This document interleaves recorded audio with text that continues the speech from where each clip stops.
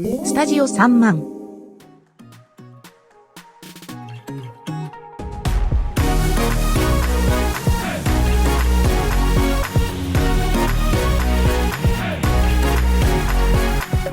Before we begin, we'd just like to say the following content may contain strong language and adult material that may not be suitable for all audiences, so your discretion is advised.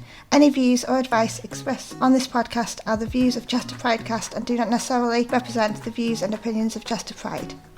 Hello and welcome back to the Chester Pridecast, all things Pride and beyond. It's Carla here and I'm your host this week, and it's just a quick intro to explain that we had some audio issues this week, so I'll be dropping in throughout the podcast to read the questions that we answer in this episode. The first thing we discuss is how to stay motivated with New Year's resolutions, specifically staying fit and healthy. I'll be back later, but for now, on with the show.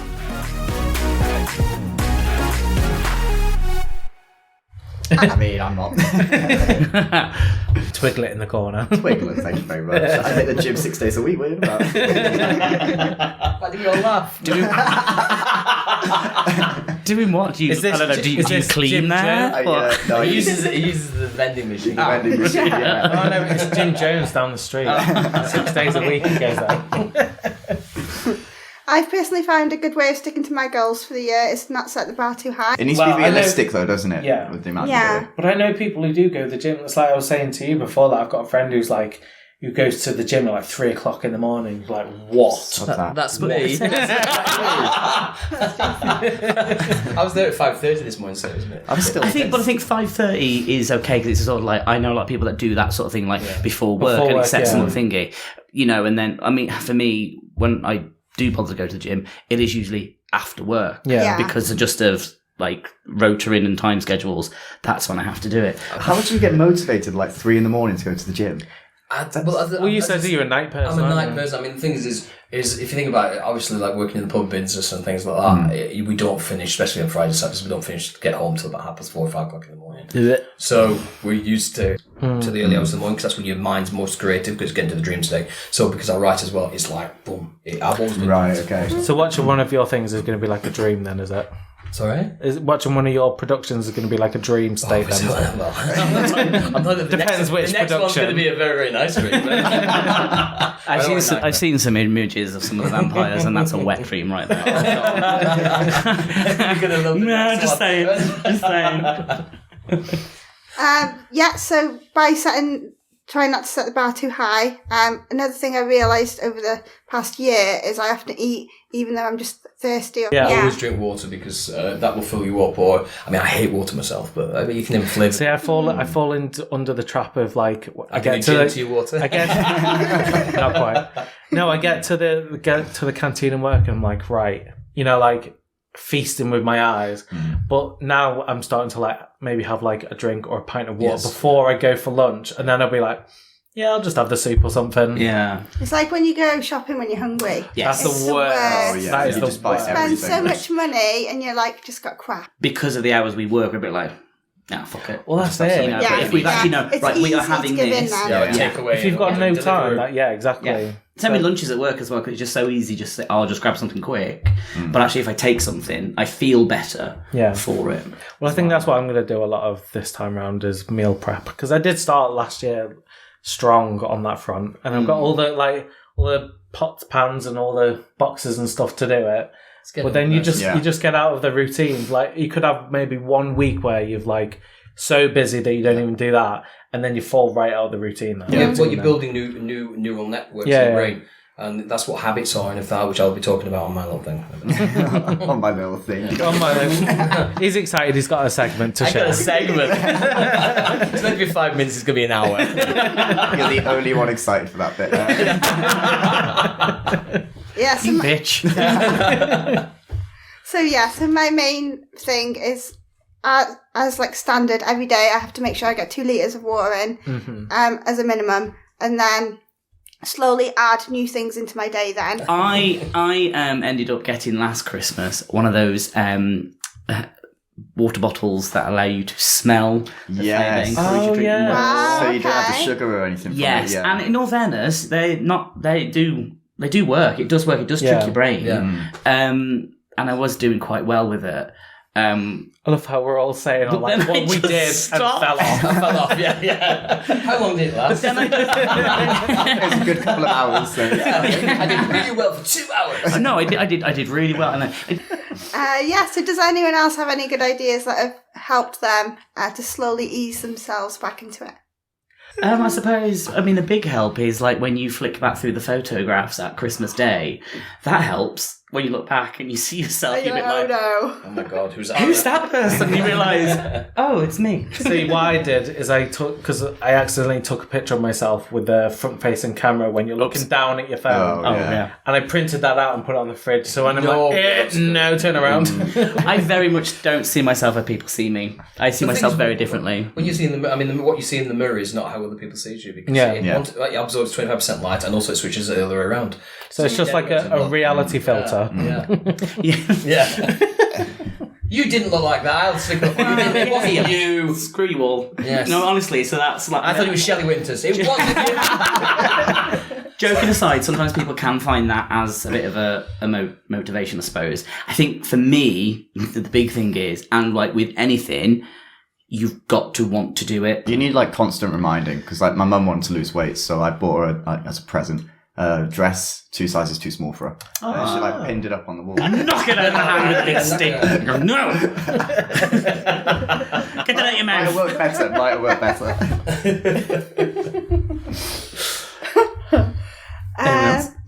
So over on to Jason, because I know you've got some good He's ideas. itching. Am I itching? The babies are itching.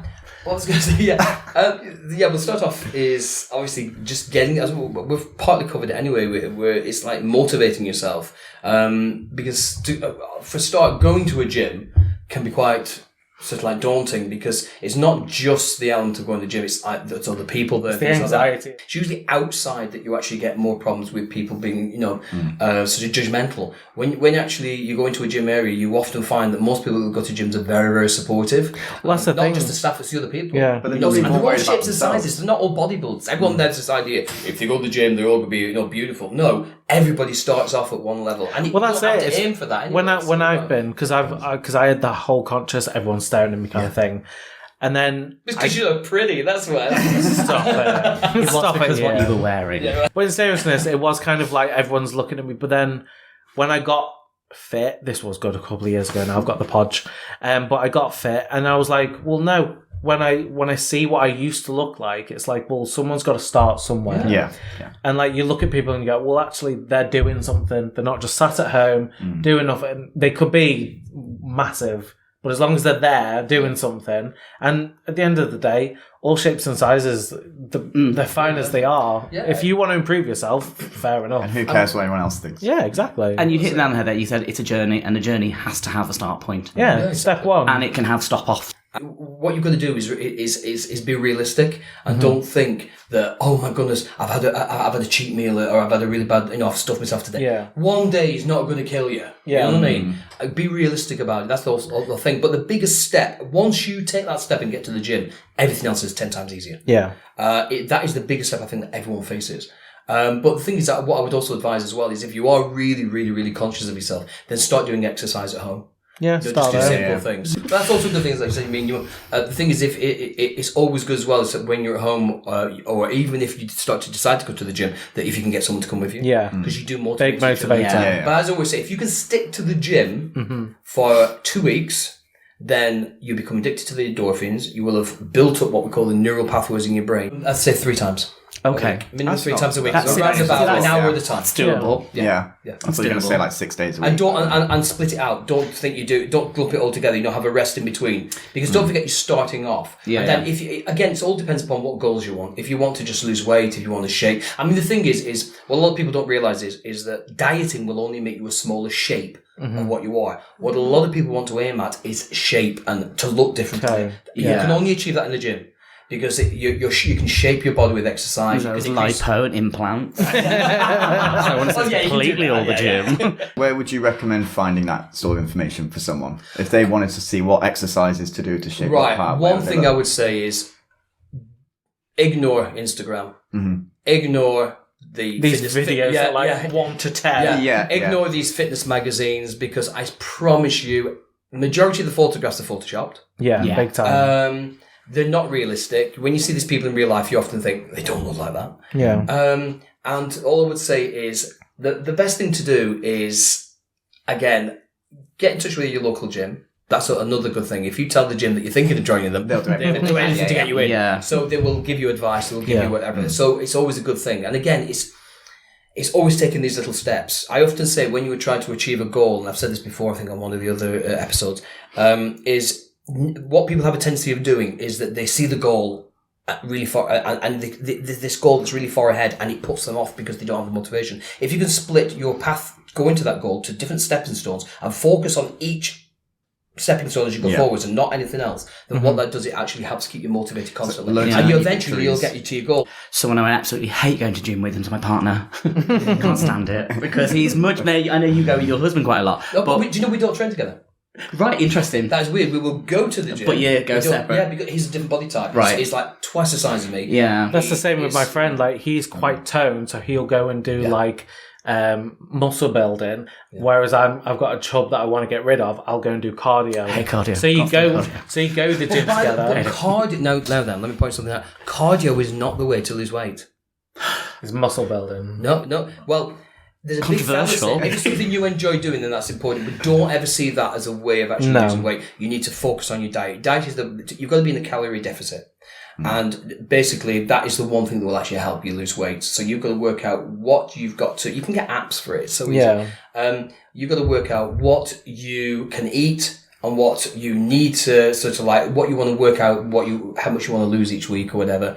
And then it will tell you, especially these apps will tell you exactly how many calories you can eat a day. But believe me, doing loads and loads of cardio will not make you lose loads of fat. I'll just sit on the bike and watch like a couple of episodes or something. Yeah, it's a good idea. We should read a book or something. Yeah. But that's what we were talking about, wasn't it? Like if you can do like an episode, say like a 40-minute episode of something, and then you only watch it while you're at the gym, you'd be like, I need to go to the gym because I need to know what happens on the next episode or something. Well, randomly, I actually have a friend who listens to this at the gym. Oh. And has quite a few times been laughing. While looking at people looked at him like, what the fuck are you laughing at? He's sweating but laughing like he's a psychopath. So, and it's because of us. Obviously, we all know now that BMI isn't necessarily accurate. No, it's not. No. And so a lot of like really fit people, it was saying that they were obese, but of course it's not going to have a clear reflection because they weigh more because they've got more muscle. Well, this is it. I'm considered obese. Because I've got dense muscle.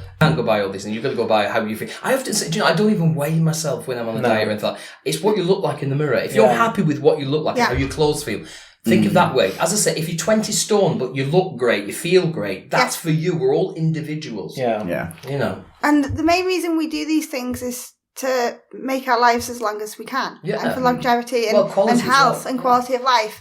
So even if your only exercise is going for one walk a day, as long as you're enjoying yourself. It's something more than you weren't doing. Exactly. Like that's why I got my dog. So I was like, well, take myself for a walk and take my dog at the same time. I mean, 2 years ago, we all got really into walking for half an hour. Do you remember? Fresh air. Yeah, fresh air. We're going to allowed out. I got into fitness. Well, people did, didn't they? Yeah. People thought, like, I've never been as fit than during the pandemic. It really helped mental health, I think. Seriously. Once you know it's being taken away, you're like, suddenly you want to go out walking everywhere, you want to go in your car everywhere, you want to do everything. So what you're saying is we need lockdowns more often. No, I But as soon as the lockdown was appreciating happening, what you've got, isn't it? Yeah, definitely. But as soon as the lockdown happened, as soon as it was just happening, we had no distractions. It helped, and I think that's the problem as well. Is that when you have the distractions of life, it does get in the way. But I think it's all about prioritizing.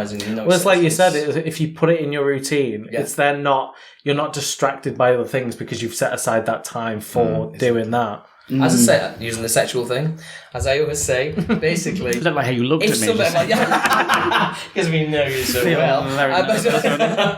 But, put it this way, I often say to people, when they come up to me and they say, Jess, I can't get motivated for the gym. I said, right. I said, if somebody turned around to you that really, really fancy and they say, right, I want to have sex. I said, you find that motivation, wouldn't you? And they went, well, yeah. I said, well, you've got to treat it the same. You've got to have that same dedication. You've got to find something that you tap into. I mean, there's another thing which is a fact as well. There's no such thing as willpower. No such thing as willpower.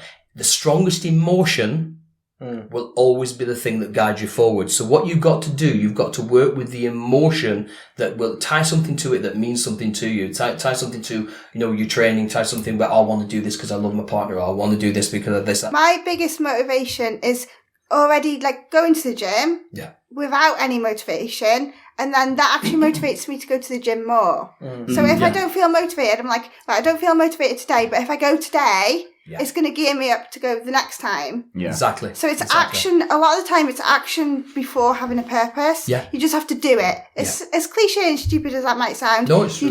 You do just have to do it because you think, oh, that wasn't actually that bad. But if you sit there, if you're sitting there stewing on it and think, oh, I'll go tomorrow. You haven't done that action, so you haven't.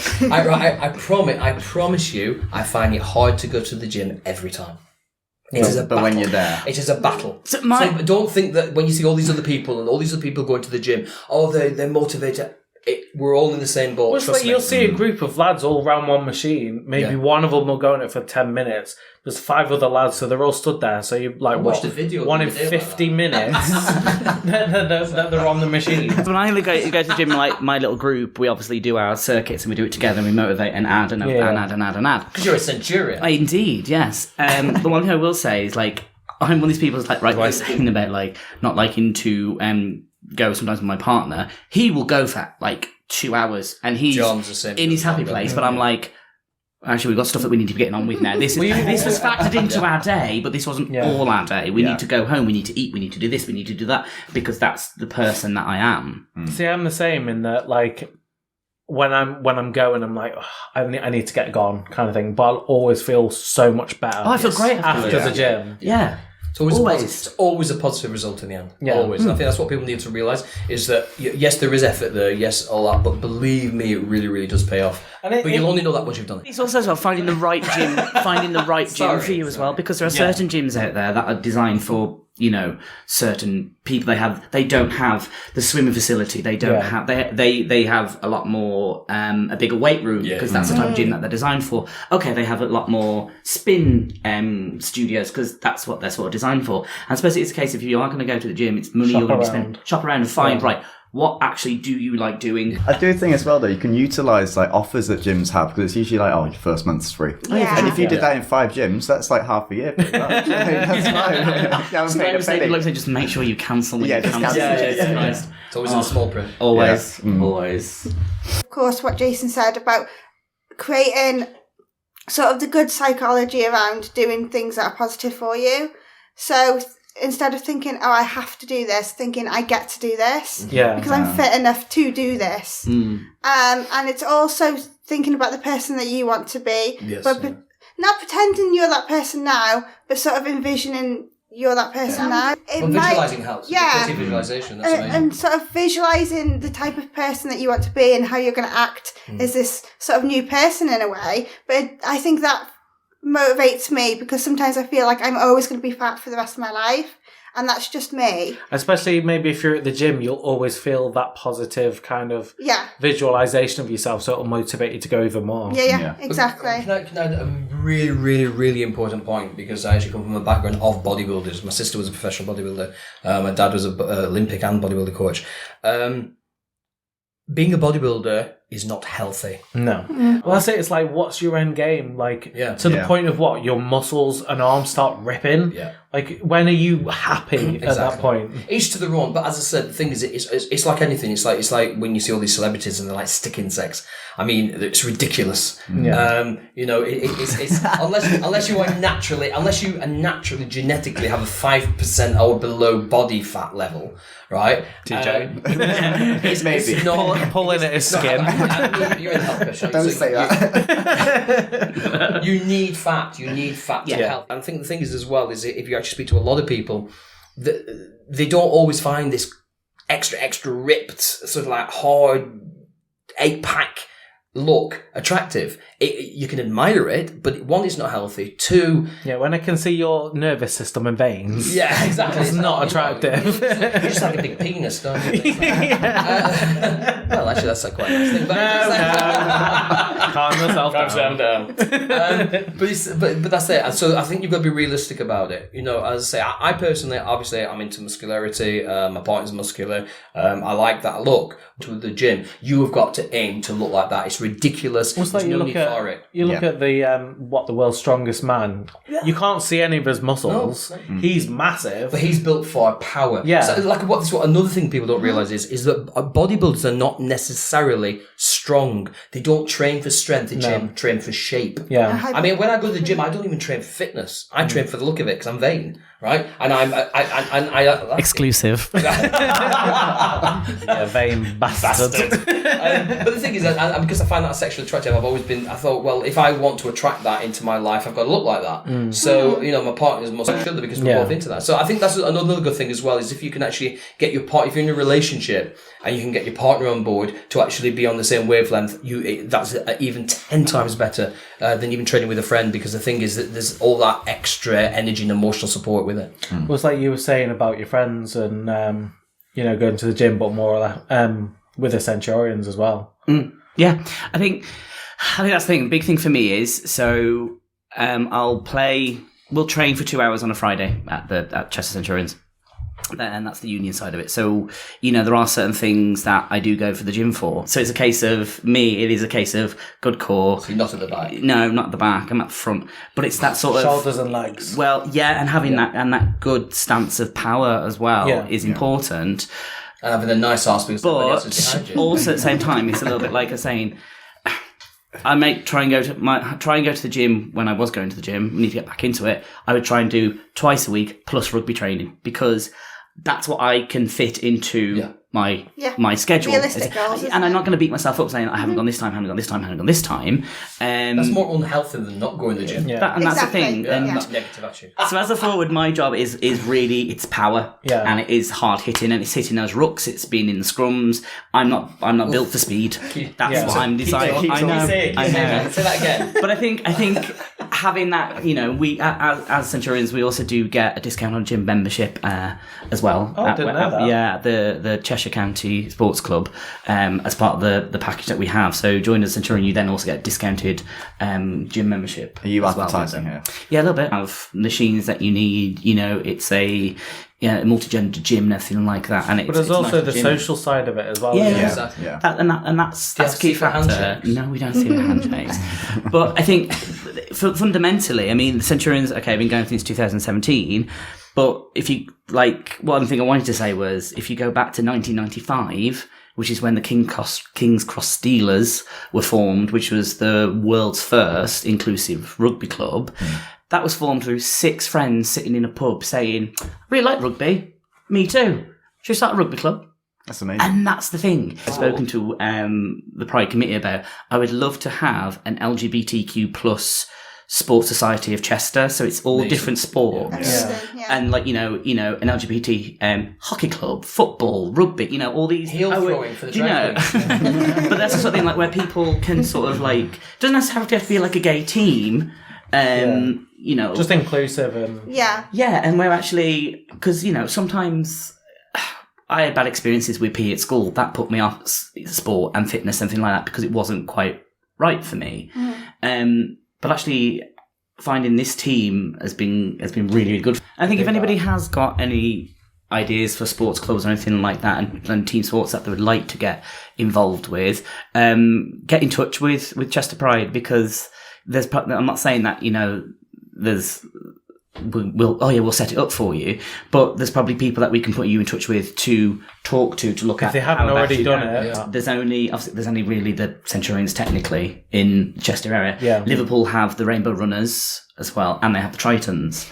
So there are other sports that are available. I do water sports, but that's in my house. But other than that, I don't really do much. See, I do actually do water sports. I wakeboard, I water ski, but that's a very seasonal kind of sport. So I know so many people that are really into paddleboarding. Yeah. It's become more and more popular. It's so popular. And there's so many lakes and stuff around Cheshire.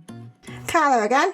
We're moving on now to the subject of the latest UK census results. The first to include statistics on the LGBT community in the UK. Now back to the show. Released on Friday, the 6th of January, the census revealed around 1.5 million people, so 3.2% of the 44.9 million aged 16 and over who answered identified with an LGBTQ plus orientation. London is home to the most queer people who responded, with 12% of people living in places such as Holborn, Oval and Vauxhall South. Bloody hell. Well, it's the first time they've done this, isn't it? Yeah. What was Chester's? Always the highest. So Cheshire and Chester Full of Queens. 2.81%. So when you look at ratio-wise, we don't have a massive amount of queer You don't people. have a scene. No, exactly. And you got to remember when it actually comes to Pride, people do travel in. Yeah. Okay, Yes. Pride, Chester Pride isn't the biggest Pride, but It's the the best. It is the best. we're quite good at what we do because of that, that community focus that we have. Yeah. But we are a small area, and you really think about it compared to larger cities that people Well, that's it. will When you gravitate compare, towards. it's getting to the point where Chester Pride is being compared to Liverpool Pride. You and can't do that. I know you can't, but it does happen where It's Manchester Pride, and I just wear a G-string and walk around. I'm not doing that in Chester Pride. you find people who do though. You do. But that's the thing. Do we have more LGBTQ plus family units? Yeah. And in this area, whereas going to Manchester, there was a pipe dream when I was a young twink, and that happened. That was. But I would I was like, I'd love to kind of live in Manchester and have that sort of experience. Well, that's it. Looking at the map, London's obviously the most, but Manchester's very quickly the second. It's the capital, isn't it? Yeah. Yeah. And it's interesting to see the ones on the outskirts that have got nothing. Rarely anything. There's only one gay in the village. Well, that's it. Me in my village in Wales, I was literally the only gay in the village that I knew of. Obviously, I was sleeping. All right, with them, but I'm not gonna name them. He slept with half the town, but and the vicar. But our people, that when the next census comes out, we may see a more increase again, and may see a more increase here in Chester. I think it's a positive change to have that option. From providing services as well, because the census is made because everyone needs to be sort of accounted for in a way. Well, that's So it. I think it kind of It's data they can use, isn't it? it's data they can use to actually put facilities in certain areas to make things better for everyone, really. So I think it is definitely a good thing. And it's interesting to think that it's only been done now. I thought it would have been done a lot sooner, but it's still positive. Cool. Okay, so moving on to our Curious Cat Oh, I love anonymous these. question. This is my favourite section. Yeah, I like this. Hi again. We now move on to our first Curious Cat question of the week. My sister owes me a lot of money, and as I live with her, she still wants me to pay rent. How do I approach her to resolve this? I'll be back again later with the next question. Ooh, it's hard because it's Spicy. relatives, isn't it? So that makes Well, that's it. it. It's like friends, family, especially when lending money. Yeah. It gets so messy. Well, I have a very, very controversial thing which I'm going to say. I have a very controversial. You controversial. Pay, I'll take your thing now. No thing, I actually don't believe in blood family because I think it's a crock of shit. Because the thing is I mean, genetics would argue with you, but okay, whatever, Jason, it's fine. No, but to me, a family is the people that make up your life and give quality And support, support, and everything. yeah. That's a family. So, in my opinion, this sister is not behaving like family. She's not being supportive. So kick her to the curb and kick her out. But it's easier said than done, that, isn't it? he says he lives with her, so Oh, he lives with her. yeah. Oh, that's even harder. See, 'cause that's He the needs thing- to try and find then somebody else who will support, work with him if he can't afford. I mean, there's obviously variables in place, but for me personally, and I know it's going away from the sister brother kind of thing, but with my ex, it was it was a case of going through everything, going right, this is this, that's that, you can have this, blah blah blah. But then anything else, because I basically said, look, this is where I live and I'll continue to live. You're moving away to your parents. Correct. I'll buy out your share of everything. So we put in almost a small contract where it's I'll pay you this amount each month until it's paid. Both sign it. And if you can come to that kind of agreement, then that's fine. That's what I was going to But say, it's- set up as a payment plan or something. Exactly, but it's putting that in place first before you give money. What's the consequence? Exactly. what exactly is the consequence? It's just like, But this is why I say, in my opinion, I hate it, because the thing is why that individual is going to be feeling so emotionally blackmailed, not just by the sister, but the thought of what will the other family think? Will the other family think I'm a pervert? But this is what really pisses me off. And in my opinion, you've got to turn around and be realistic and say, right, this person is behaving terribly. They're not showing me love. They're not showing me the support that a family member should. And maybe if you can get other members of your family on board to support that. Is it the case of, do they sit down and say, right, this is going to be the options we have. So say if the sister's not working and needs to get a job, you need to find a job. Yeah. Okay, you found a job. Yes, you can't. You can pay percentage towards the rent now. That's the first step. Like we were saying earlier, it's a journey. So that's the first goal. Yeah. The next goal, and if it keeps on, if nothing does keep on happening, then it's a case of do they need to be like really pushed, shoved to you need to stand on your own 2 feet. Yeah. But it's going to be a difficult thing for them to do. They can't just literally... You're never going to be treated the same as somebody else. Family always treats themselves differently. Yeah. Because, one, you're brought up with this... Well, I've always said this. Most families based upon the herd instinct. And your herd instinct is your support system. Mm-hmm. So you're at the level of very, very strong instincts inside yourself. So you're going to be facing an awful lot of internal turmoil when dealing with someone in family that's not pulling the weight and things like that, or not helping you. And so you've got a lot that you're going to have to face. It makes you look at yourself, it makes you look at your own identity, it makes you look at your own securities, it makes you but I guess lots of different things. If you've started, say, living together and you were like, this can't go on anymore, this is the kind of thing that we need to put in place. Yeah. And this is how we'll do it. We'll support each other by doing it. Rather than being against each other, work with each other. Or I'm going to start burning your stuff. Yeah. Or sell it. Or sell it. Sell that stuff. When they come in and go, why is my bedroom just the mattress on the floor? Because I'm not going to have you sleeping on the floor because you're family. But I did sell your PlayStation. Mum said just the mattress. Yeah. Back again for the final time. Our next anonymous question is, how would you deal with the following? I'm at a family wedding, stood at the bar buying a drink, when I see this really cute guy I remember from a Grindr Hookup. We both buy our drinks and I give that subtle smile and proceed to walk to our tables. Imagine to my horror, we both go towards the same table, only to discover this guy is my sister's new boyfriend. And that's it for my interruptions. Enjoy the rest of the show. But do you speak to your sister about it, or do you just let it go and be like, let bygones be bygones? So I don't think you can tell a sister, really, because what if that person's not out? Well, yeah. And then you just outed But it's your sister. Yeah, but you can't. Family loyalty again. Family doesn't exist. No. If it's the sister from the first Curious Cat, then I'm telling you right now. Yeah. you tell that boyfriend, you take my sister off my hands. Or I'm telling her. Well, I think it kind of depends if they're like, he was a bit of a knobhead.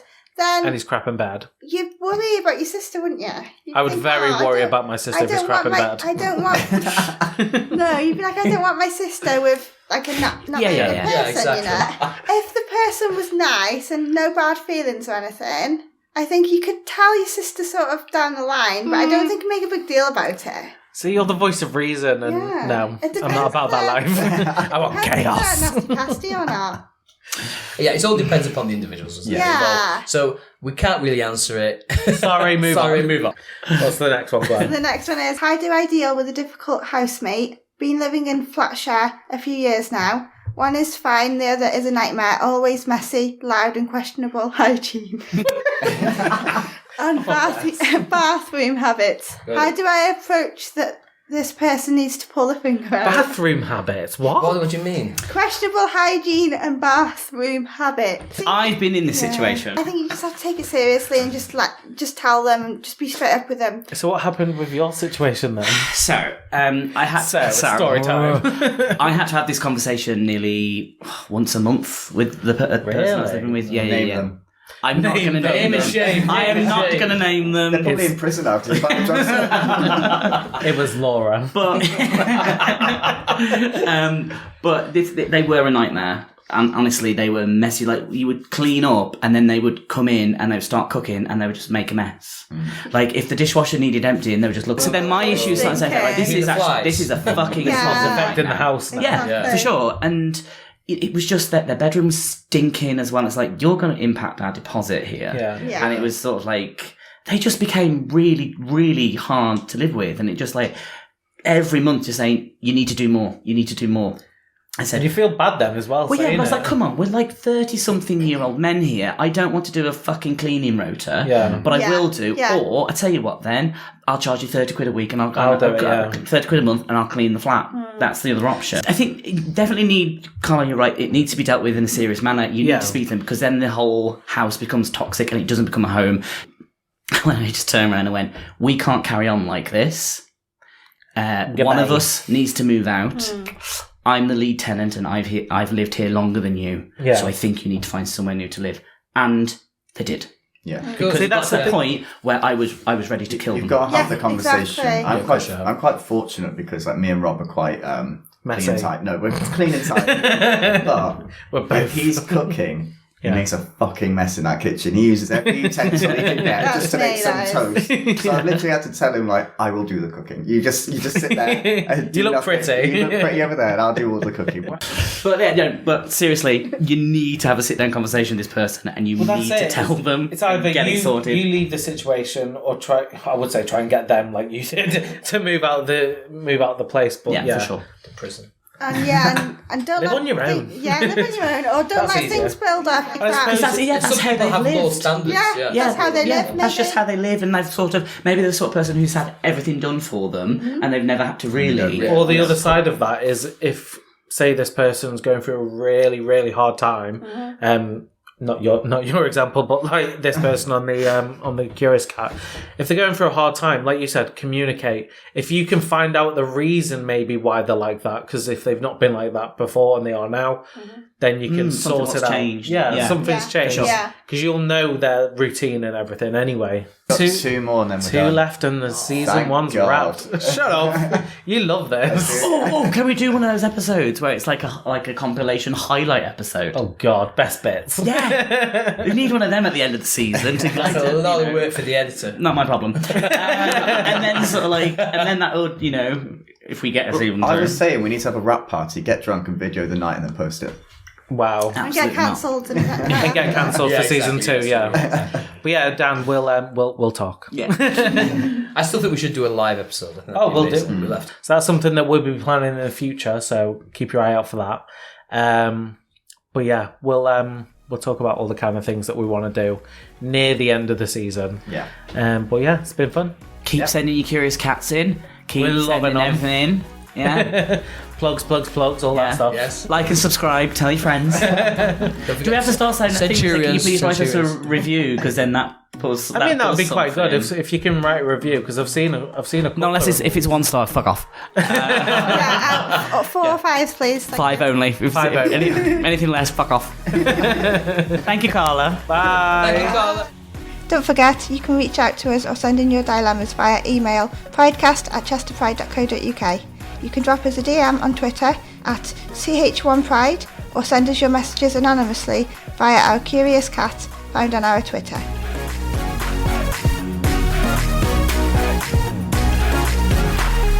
Chester Pridecast is produced by Studio 30,000.